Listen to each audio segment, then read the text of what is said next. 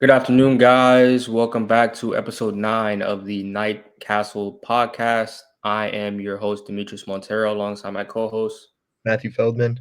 and we are the UCF sports writers for the UCF Roundtable on roundtable.io. I will put the QR code on top left or top right at the end of the episode so you guys can scan that and create an account. But today we're going to talk about UCF football season ending on Saturday against BYU.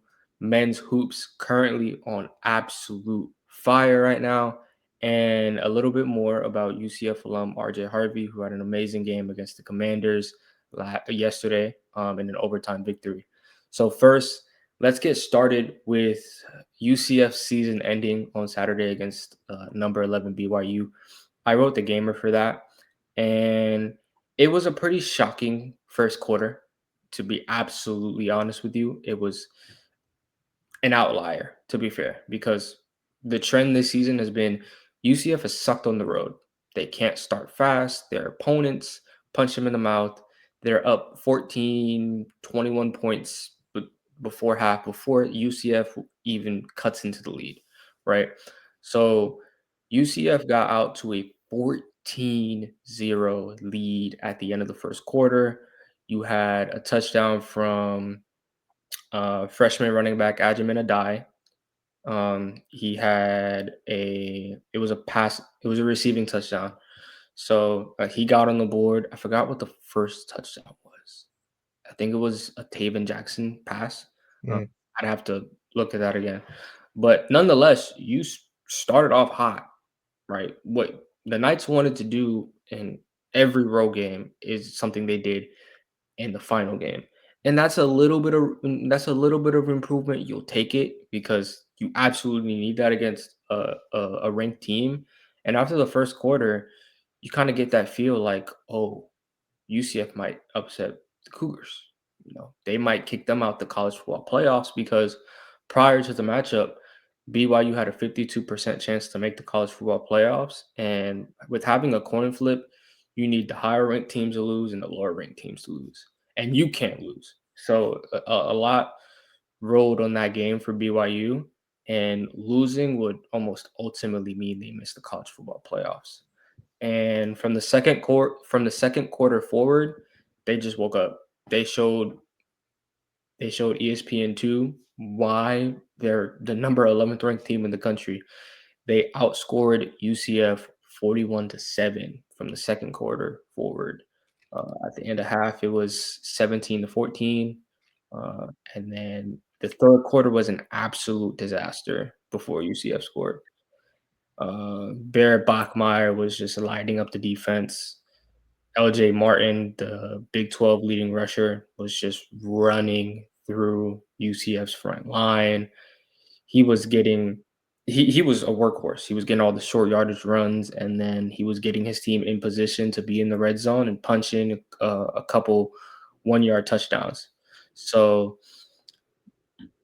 when they woke up, it just spelled terror for UCF, especially when I believe BYU punted. No, yeah, they did. They punted, and I forgot who was the punt returner, but he ended up muffing the punt, and the muffed punt just put BYU into perfect position to score again.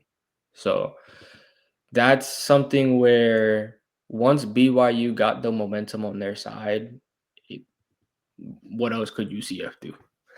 You know, they ran a little trick play for a die that got him a passing touchdown to Taven Jackson, which is hilarious. Why is Taven Jackson getting a receiving touchdown? That reminds me of Jameis Winston getting his receiving touchdown. That was nice. It was. Speaking of Jameis Winston, he's funny. He's a jokester. Great But personality. yeah. Then the fourth quarter, I mean, obviously all the pressure was on UCF. 15 minutes left, every second matters, and they just couldn't put together anything. They had a couple turnover on downs toward the end of the fourth quarter, and that just spelled the end of the game. We'll see if BYU makes the college football playoffs. but UCF season is over at 5-7. They don't make a bowl game for the second straight year.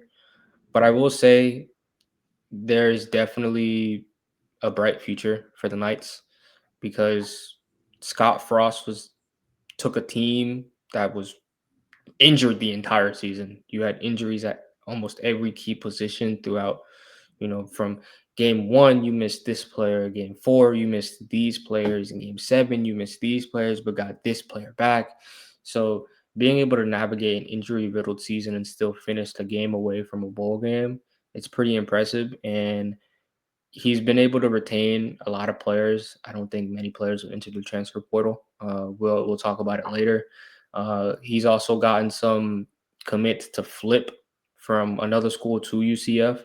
So the team and culture he's building has it presents a very bright future for them heading into next season. And his first year he finished 6-7. And then obviously his second year he went 13-0. He's not I don't think he'll go 13-0 next season, but history does suggest that there will be massive improvement under Frost's leadership next year. So, Matthew, what are your thoughts on UCF's season ending and what their future will look like? Yeah, I mean, definitely signs of improvement. I'm not going to focus too much on the game itself because, I mean, I think you hit it pretty hard on the head. First quarter looked good. Um, that's what we've been trying to do. That's what we've been stressing that we have to get off to start strong starts. But then, as you mentioned, we muffed a punt and then gave up a punt return touchdown. And, it's just tough you have to have all three facets playing above average to have a chance to beat a number 11 ranked team. Oh, by the way, hold on. That's what it was. It was the punt return touchdown. The muff punt, I was thinking about because I was watching the Browns yesterday, and Gage LeVar didn't muff the punt, so that's Mhm. all. But you can continue on. Yeah. Well, but the off season, I mean, it's a big off season. We have a lot of people that should be coming back. As of now, they're coming back, but we also have a couple people leaving. I think the biggest question marks position wise for me, obviously quarterback. If Taven does stay, I think it's his job to lose. But you got a 6'4", 220-pound freshman coming in that the kid can play. He didn't come to. I don't think he came to sit.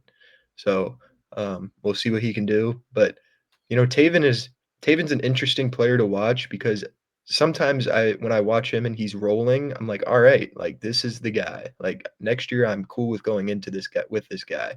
And then when he doesn't have time in the pocket and when it looks like things get flustered for him, that's when he struggles.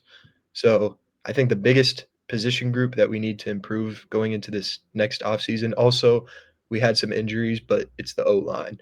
Our O line was shaky all year. Um, it led to quarterback injuries, them getting hit so much. Taven was hurt. Jakuri Fancher didn't even really get a chance to show what he can do. So an offensive line, I mean, you can make the argument that that's the second most important position in football outside of quarterback. I mean, you got to protect your moneymaker, and we just didn't do great at that this year, especially in the run game too. I know we've talked about it over and over, but when you run those plays first, second down, and now you're sitting 3rd and 12, it puts your quarterback in a very tough spot, especially for a team that doesn't have the explosive, ability that some of these other teams have. And we have a young receiving core, which is a good thing, but it's going to take time for them to learn. Um, Dylan Wade, quick shout out to him. He had the most yards in program history from a tight end. And he's young. Wade and Charles has looked good at times. He's young. Chris Domercant should be coming back next year. So I think the skill positions we're pretty set. I think it's just we're gonna have to beef up that O line, and then Frost and McKenzie are gonna have some decisions to make at who they want to throw out there. But yeah, definitely some positives. I think the biggest thing is the difference from last year to this year is how many you mentioned it, but we don't have many transfers. Uh, I think the couple of people that are transferring weren't really playing. So impactful transfers, I'm yet to see one. And last year, obviously, everyone left, and we had 70 new players. So I don't think we're going to have a complete overhaul like that again, which is good. It shows that players like playing for Frost. It shows that they're believing in his, what he preaches, and that next year will definitely be an improvement. You mentioned the 13-0 jump. I don't know about all that, but uh, I think that a bowl game is now the minimum expectation going forward. But 5-7 could have easily been 7-5. Could have also easily been a little worse. So, just a couple plays, a couple moments that didn't swing our way, but I'm excited for next year. Yeah, I would agree. I think one of the things the Knights definitely need to improve on is getting the much needed plays. Converting those crucial third and shorts, or getting a penalty on the opposing team to, refresh a set of downs. Be able to break out a big run here. Get a big pass there.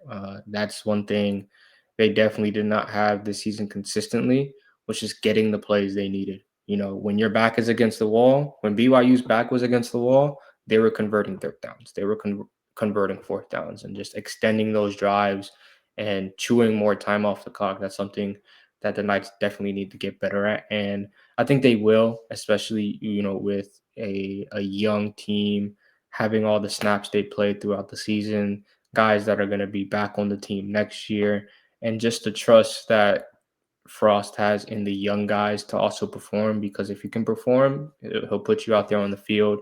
He has no problem with if you're a freshman or if you're a senior. If you know how to play the game, he'll put you out there. And to piggyback off your skill position point, another position that needs to, I wouldn't necessarily say improve, but something to look out for is the running back room, because Miles Montgomery and Jaden Nixon are redshirt seniors. So BYU's loss was their last game for UCF. And after them, it's Adjamin Adai, Stacy Gage, Chance Nixon, and Tavion Swint, who are all freshmen, right? Uh, Adai, Adai will be a sophomore. Gage, I think he'll be a sophomore. Maybe a redshirt freshman because he's dealt with injuries this season. But Nixon and Swint will be redshirt freshmen next season because they haven't played at all. So your running back room will be relatively inexperienced next season, and you're just losing a lot of carries and a lot of yards that Miles Montgomery and Jaden Nixon produced. I believe they ran for over 1,200 yards and totaled for 11 touchdowns. So going from such an experienced running back room to young and inexperienced, it'll definitely raise some question marks, and it's a position to look out for. But moving on from UCF's season ending against BYU last Saturday, we now move on to men's hoops, who's been on absolute fire. They're 7-1 for the first time since 2016. That's 9, 10 years. I'd have to count. But I mean, that's a decade, a decade since you've been that good, had that great of a start to the season. You on a 6-game winning streak. You had it. UCF had a 6-game winning streak last year as well. So the team is putting it together. They're putting together, stacking wins. Everyone is performing. Jermichael Stillwell had a 21 point, 14 rebound double double against VMI. I believe that game was a 25-point blowout, 82-57. So Jermichael Stillwell is showing that he's a double double machine. Themis Folks against Quinnipiac had 13 assists to 3 turnovers. That's something I mentioned. I believe was the previous episode or the episode before that, was I would like to see folks have a higher assist to turnover ratio.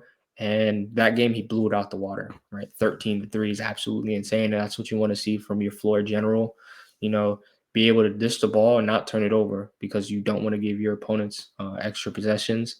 And it's just nice to see the team, fill out, and you get production from everyone. It's not just the same 2 to 3 players. It'll be the same 2 to 3, but you'll get an extra player here, an extra player there. So it's good to see that the team is well rounded and talented enough to produce from the other guys on the bench.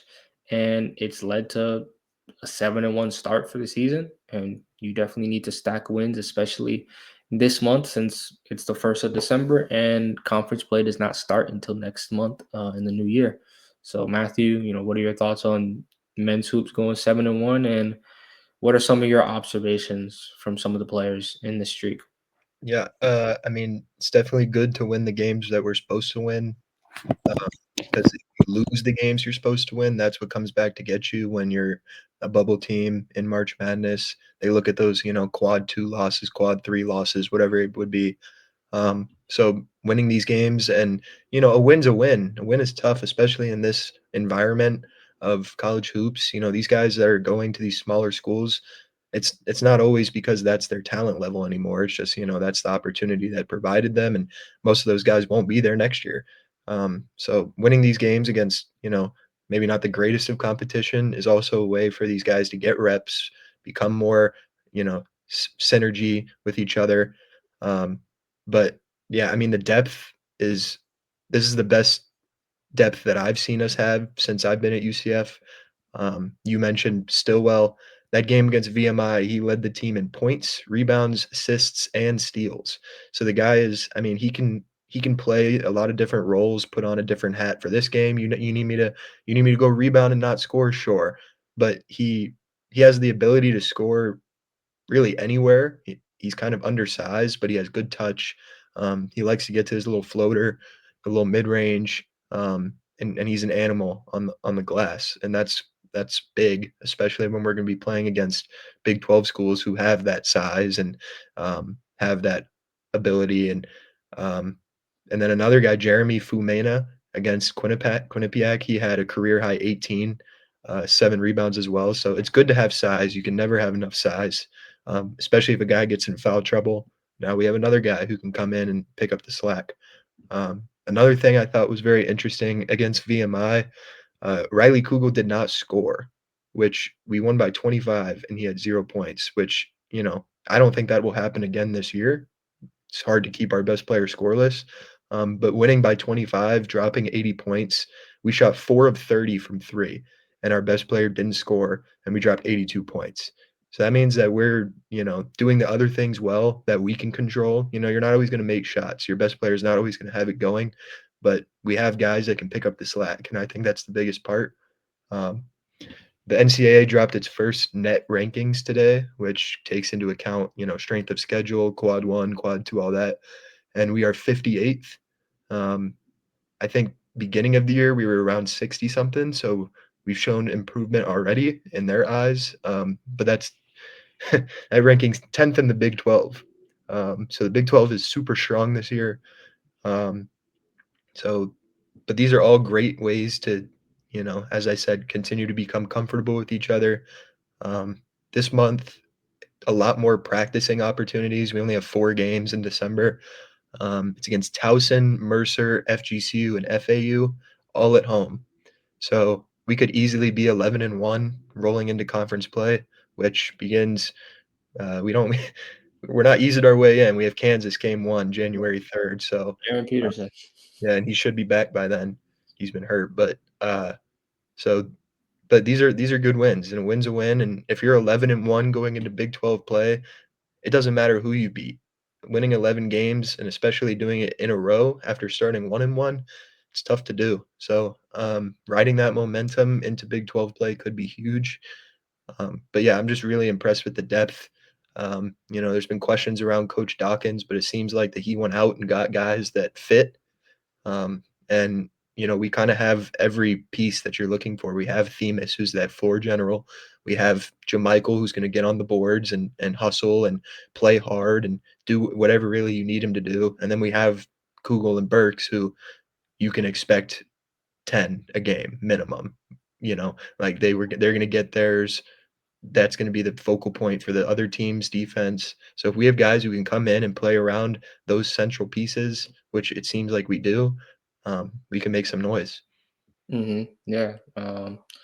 It's just it's nice to stack wins. You absolutely need that. The team that's comfortable with each other. And like you said, no matter which way you want to spin it, 11 wins is 11 wins, especially 11 in a row after starting 1-1. And when you start the season off hot like that, it now gives you a little bit of leeway, a little bit of cushion to lose some games here and there, because Big 12 is a powerhouse conference. I believe UCF is tied for second in the conference. Well, it's not really conference because conference play hasn't started yet, but just in general, when you look at the conference and all the teams' records, they're 7-1, tied with Houston, who's also 7-1. And I think Arizona, Colorado, and I forgot the other schools. Like they're just 7-0, right? So although conference play hasn't started record wise, you're still keeping up with the guys in your conference. And that matters because it shows that one, you're, at least for right now, you're a good team and you have something to look forward to when conference play starts. So when you go face AJ Monster and BYU, when you go face Darren Peterson and Kansas, you may be able to hold a candle to them. It won't be a 15, 20 point blowout. And it's like, oh, so was UCF start fake? Like, no. So I think it's definitely important that you stack wins early in the season. And with 4 games, I'm surprised it's only 4 games. I mean, that's a lot of extra time to still get more reps, still figure out, okay, for folks, where does Stillwell want the ball? Where does Burks want the ball? Or how do I handle when a team decides to ice the screen? How do I handle when, a team decides to do this? So for Riley Kugel, I had 0 points. What are X counters to Y move, right? Just give them a lot of time to think about their game and improve and really just continue to build team chemistry and keep winning, especially before conference play. But moving on from that, we will highlight UCF alum RJ Harvey, who's been absolutely phenomenal in the NFL. Yesterday, he had his second career multi-touchdown game against the Commanders in an overtime win, 27-26. And he's been instrumental in the Broncos' 8-game winning streak. I think it's Which 9 is, now. yeah, 9. Yeah. Like it's insane. But Matthew, you wrote a story about RJ Harvey a little bit earlier this morning. Just talk about his role on the team, how it's increased, and what he brings to a hot Broncos team. Yeah, I mean, he's always been this year making the most out of his opportunity. But the biggest development for that was J.K. Dobbins going down, obviously. So he's the lead back now. He was mostly doing his damage in the passing game, but now he's getting a lot more rushing opportunities, which I know in the first quarter yesterday, he was averaging close to 6 yards a carry. That slowed down throughout the game, but he scored twice, both on the ground. And obviously, the second one was super important. It was the one that put them on top in overtime and eventually the game-winning score. But he continues to be a passing threat first. That's where I would say, is ahead of his development. He had 3 catches for 27 yards, and 12 of those came on that same drive in overtime as the first down. And, people always talk about how important it is to get that first down, especially late game, especially in overtime. So you said it, he's been instrumental. He's been a big part of their success. And this is only his second start now, and despite that, he's tied with Ashton Jeanty for the most total touchdowns among all rookies with 8. And, he has the ability to explode, which, like, yesterday was only his second multi-touchdown game, but out of those 8 touchdowns, 5 of them have come in 2 of his games. So when he has it rolling, it's really rolling. But I just remember when I was thinking about what teams he could go to, like, when I was thinking of comps for him, I said Alvin Kamara, and Alvin Kamara's coach for a long time was Sean Payton, and Sean Payton has always had the ability to turn these running backs into receiving backs as well. Kamara, Darren Sproles was there with him for a while, and he barely ever ran the ball. He was more of a pure receiving back. But RJ has the size to be a workhorse back. I was surprised, but they said it on the broadcast yesterday. I think he's heavier than J.K. Dobbins. Like he's even stronger than J.K. Dobbins, who is known to be put your nose down and go. So he has a lot of different aspects to his game. It's exciting to see that he has taken advantage of this opportunity. And now that they are 10-2, there's a real chance that he's going to be playing in multiple playoff games, especially if they get that one seed. So that's when we'll see what he's really made of. But it's exciting to see. Yeah, it is. I think this is a very interesting question to ask. But will the Broncos move on from J.K. Dobbins for R.J. Harvey? Because not only is Dobbins injured, he's on a 1 year, $5 million deal with the Broncos. And when you have such a cost-controlled asset and a rookie running back like R.J. Harvey, do you want to keep J.K. Dobbins and or do you want to promote R.J. Harvey to that lead back? I know Dobbins has been the workhorse and he has what 770 rushing yards in the season. Um, but RJ's been performing, when he's out. And in sports, we people always say the best ability is your availability, right? And with Dobbins going down for presumably the rest of the season, when you have a rookie come in and earn his reps, earn his playing time, it starts to garner a little bit of difficult conversation. So, depending on if Dobbins returns, we'll see how the running back room works. We'll see if it pans out. We'll see if Harvey stays the lead running back if Dobbins returns, and if he doesn't, going into the next season, we'll see if the Broncos move on from Dobbins and make Harvey their lead running back because he's been carrying the mantle pretty well. And in other UCF news, to move on from RJ Harvey, last week we talked about uh, Rocco Marriott flipping his commitment to UCF. Now UCF has gone 2 for 2. They got his teammate, tight end Brooks Hall, same high school. Brooks Hall is 6'5", 225. I couldn't find his stats anywhere, like on Max Preps. But I mean, that size and frame just stands out to me as a tight end. And you're getting UCF is getting younger. They're getting a little bit more experience with higher ranked prospects.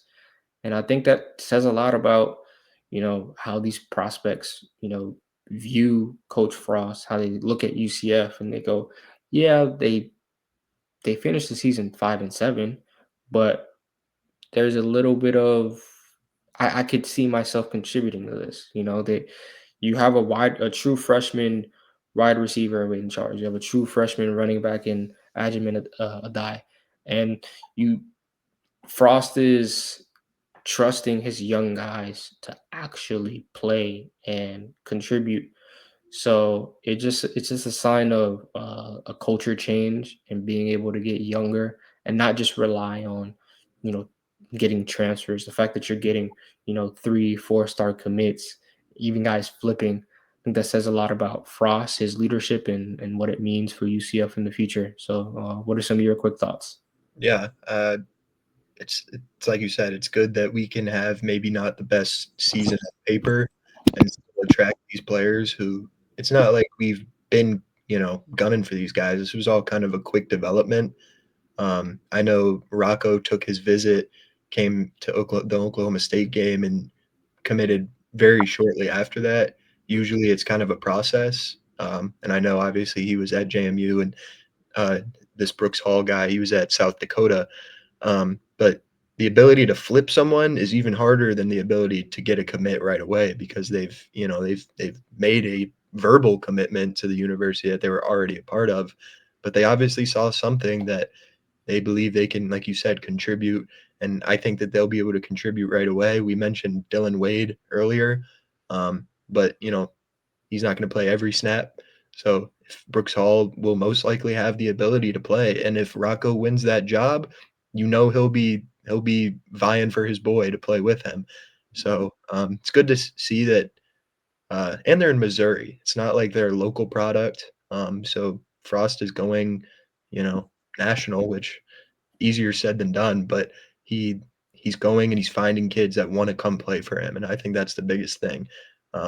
So it's definitely a good sign of hopefully more things to come. But like you said, getting 3 and 4 stars to flip is something that we are not used to. So it's good to see that Frost is doing that, and hopefully this is just the beginning. Yeah, as UCF season came to an end on Saturday against BYU, I mean, the future looks bright with some of these commits committing, some of them flipping their commitments.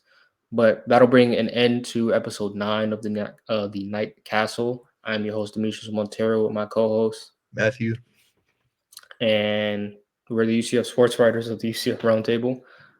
Here's the QR code on the top left if you're watching on your computer, iPad, TV, anything that is in your phone. uh, you know, open up your camera app, scan the QR code, join the UCF Roundtable, create an account. You could make community posts on anything you see UCF related, like, oh, this happened X days ago. This player got this award, right? You could always do that. Just keep interacting with the community and, read our stories when we post them. We post stories every day um, at around I I may post at noon or evening, and vice versa for Matthew. So just make sure you tap into um, the UCF Roundtable and show love. And last but not least, make sure you guys like and subscribe. Hit that bell to